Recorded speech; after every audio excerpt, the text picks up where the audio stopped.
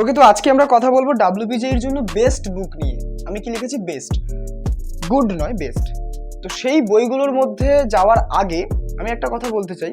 দেখো, ডাব্লিউবিজেই পরীক্ষাটা হচ্ছে এমন একটা পরীক্ষা যেখানে যেই মেন্স লেভেলের কোশ্চেন আসে, এইচএস লেভেলের কোশ্চেন পাবে, আবার যেই অ্যাডভান্সের মতনও কোশ্চেন পাবে। ওর প্যাটার্নটাই এরকম হয়।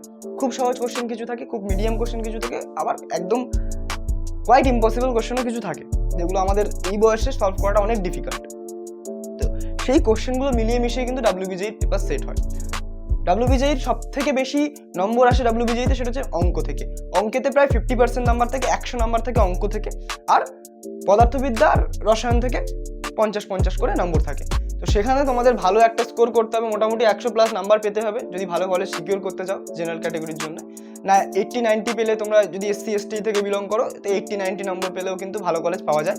যাদবপুরের জন্য 120 টার্গেট রাখবেই তোমরা, সেগুলো সব তোমাদের রাহুলদা বলেছে। এবং ডাব্লিউবিজের জন্য একটা ছোটোখাটো কোর্সও কিন্তু আমাদের চ্যানেলে চলছে, যেখানে ম্যাথসটা কিন্তু খুব গুরুত্ব দিয়ে পড়ানো হচ্ছে, এবং সেখানে কিন্তু আমরা আরও ইম্পর্টেন্ট কোশ্চেন্স দেখবো। এবং এই পর্যন্ত যত চ্যাপ্টারগুলো কমপ্লিট করা আছে সেগুলো যদি তোমরা দেখো প্রচণ্ড হেল্প পাবে। অবশ্যই সেটা একটু চেক আউট করবে, চ্যানেলে গিয়ে ডিসক্রিপশনে লিঙ্ক থাকবে, অথবা প্লেলিস্ট সেকশনে গিয়ে পেয়ে যাবে। এবার আমি বলছি ডাব্লিউবিজের জন্য বেস্ট বুক। দেখো, বেসিক লেভেলের যে ম্যাথসগুলোর জন্য তোমরা এই বইটা ফলো করবে, আমি বলছি সব। অ্যাডভান্সের জন্য এই দুটোর মধ্যে যে কোনো একটা। আর গড লেভেল হচ্ছে পিআইকিউ, যেটা ম্যান্ডেটরি, এটা করবেই করবে, ঠিক আছে? আচ্ছা, এবার এক্সপ্লেন করছি ডিটেলসে জিনিসটা। যে এমটিজি ডাব্লিউবিজে এক্সপ্লোরার, এটা একটা বই পাওয়া যায়, নীল মলাটের বই যত সম্ভব, আর ফিজিক্স কেমিস্ট্রিটা অন্য মলাট। তো আমার কাছে ছিল বইগুলো, আমি দিয়ে দিয়েছি। তো এবার এমটিজির ওই বইগুলো অসাধারণ বই, কেননা ওখানে যে কোশ্চেন প্যাটার্ন একদম সিমিলার, মানে কোয়াইট সিমিলার টু ডাব্লিউবিজে এর কোশ্চেনের মতো। ওখানে যে প্র্যাকটিস সেটগুলো দেওয়া আছে না করার জন্য, সেইটা কিন্তু খুব মানে লক্ষণীয়। তবে হ্যাঁ, এটা আশা করো না যে তুমি ওই বই থেকে কনসেপ্ট শিখবে।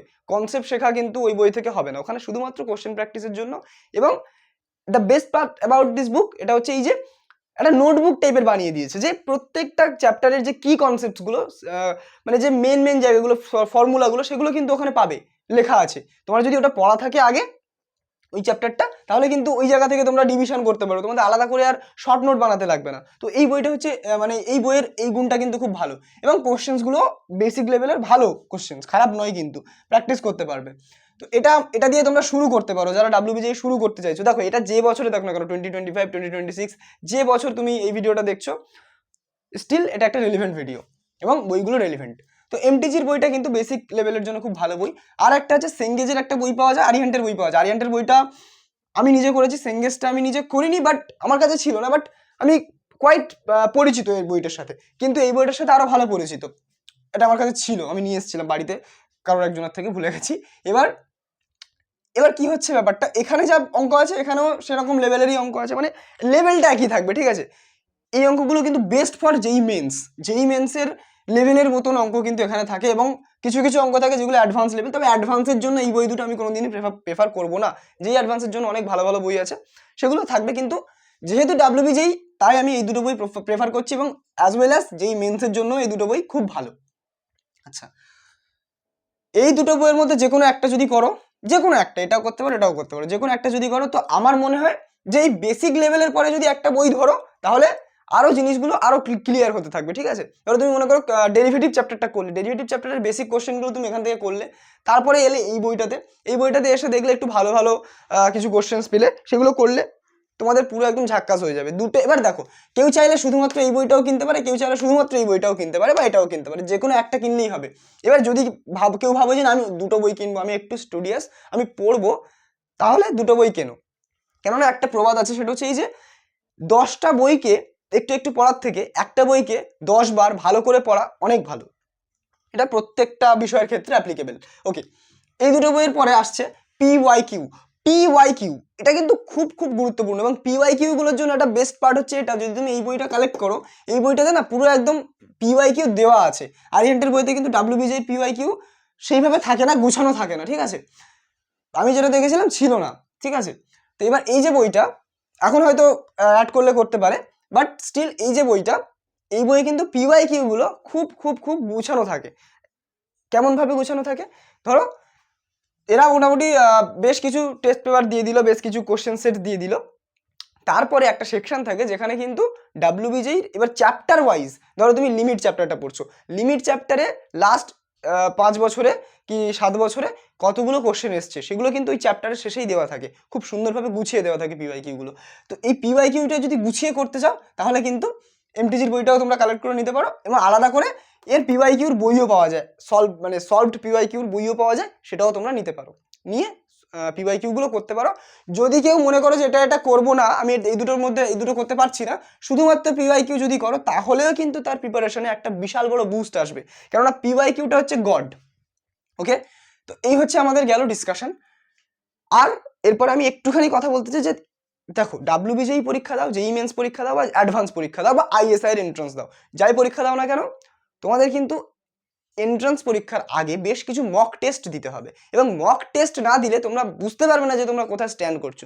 মক টেস্টের জন্য প্রচুর প্ল্যাটফর্ম আছে, প্রচুর টেস্ট সিরিজ আছে, সেগুলো তোমরা এক্সপ্লোর করতে পারো, সেখান থেকে তোমরা নিজেদের পজিশনটা বুঝতে পারো এবং আরও ইমপ্রুভমেন্ট লাগলে সেটা করতে পারো। তো সেই মক টেস্টগুলো কিন্তু অবশ্যই দেবে।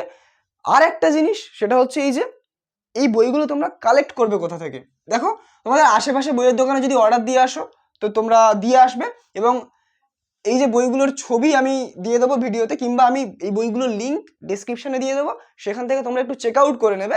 অ্যামাজনে হোক, অ্যামাজন লিঙ্ক আমি দিয়ে দেবো, অ্যামাজন থেকে বই বেশি কেনে লোকজন, তো অ্যামাজনের লিঙ্ক আমি দিয়ে দেবো। এবার সেই লিঙ্কে গিয়ে তোমরা দেখে আসবে যে কোন বইগুলোর কথা বলছি আমি এক্স্যাক্টলি, একটু ভালো করে তার ডিটেলসগুলো নিয়ে নেবে। তারপর সেই বইটা তুমি দোকানে দেখাবে, বলবে যে কাকু আমাকে এটা এনে দিন, অথবা তুমি চাইলে ডাইরেক্টলি অ্যামাজন থেকে অর্ডার করে দিতে পারো, ওটাই সব থেকে ভালো অপশন।